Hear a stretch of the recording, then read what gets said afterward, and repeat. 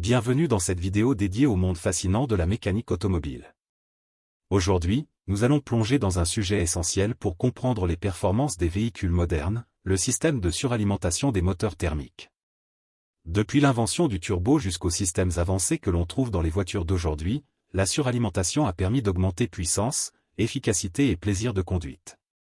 Mais comment fonctionne-t-elle exactement? Pourquoi est-elle si cruciale dans le contexte automobile actuel? Et quels sont ses avantages et ses inconvénients? Restez avec nous pour découvrir tout cela en détail. Qu'est-ce que la suralimentation? La suralimentation est un procédé permettant d'augmenter la quantité d'air admise dans le moteur, afin d'optimiser le mélange air-carburant et de produire plus de puissance. Elle repose sur deux technologies principales. Le turbocompresseur, un dispositif entraîné par les gaz d'échappement. Le compresseur mécanique, un dispositif entraîné par la courroie du moteur. Ces deux systèmes partagent le même objectif, mais leur fonctionnement et leurs applications diffèrent. Fonctionnement du turbo. Le turbocompresseur est composé de deux éléments principaux, une turbine et un compresseur. Les gaz d'échappement du moteur entraînent la turbine, qui, à son tour, fait tourner le compresseur.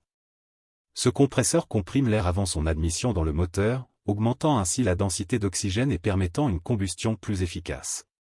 Un turbo moderne peut atteindre des vitesses de rotation impressionnantes, parfois jusqu'à 200 000 tours par minute, et fonctionne à des températures extrêmes.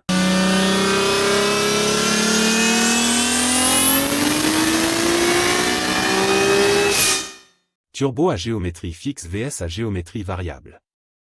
Les turbos classiques, dits à géométrie fixe, sont simples et robustes, mais leur efficacité peut être limitée à bas régime.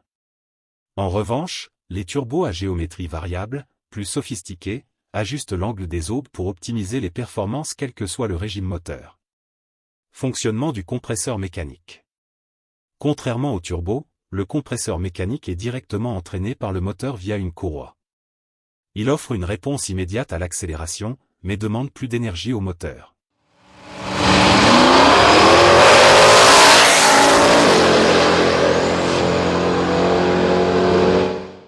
Cela en fait un choix populaire pour les véhicules où la performance linéaire et constante est primordiale. 4 avantages de la suralimentation. Gain de puissance, un moteur suralimenté peut générer jusqu'à 50% de puissance supplémentaire par rapport à un moteur atmosphérique de taille équivalente.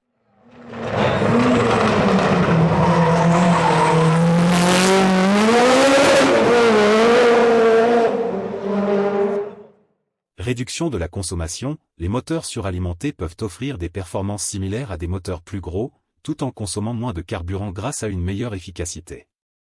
Réduction des émissions, en optimisant la combustion, la suralimentation peut réduire les émissions de certains polluants. Inconvénients et défis techniques. Complexité mécanique, ces systèmes nécessitent un entretien rigoureux et peuvent être coûteux à réparer. Turbolag, ce léger délai dans la réponse du turbo, bien que réduit sur les modèles modernes, peut encore être ressenti.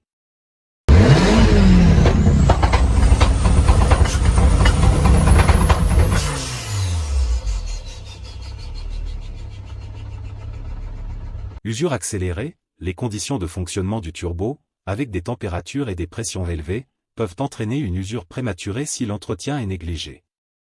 Innovation récente. Les constructeurs ne cessent d'améliorer la suralimentation pour répondre aux besoins croissants d'efficacité et de durabilité. Les turbos électriques éliminent le problème du turbo-lag en utilisant un moteur électrique pour faire tourner la turbine. Les systèmes hybrides combinent turbo et compresseur pour offrir des performances optimales à toutes les vitesses.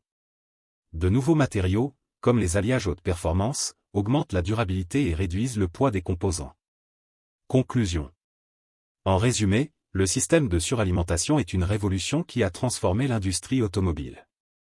Qu'il s'agisse d'augmenter la puissance, de réduire la consommation ou de rendre les moteurs plus compacts et plus propres, la suralimentation joue un rôle central dans les véhicules modernes. Si cette technologie continue d'évoluer, il est certain qu'elle restera un pilier incontournable de l'ingénierie automobile, même à l'ère des moteurs hybrides et électriques.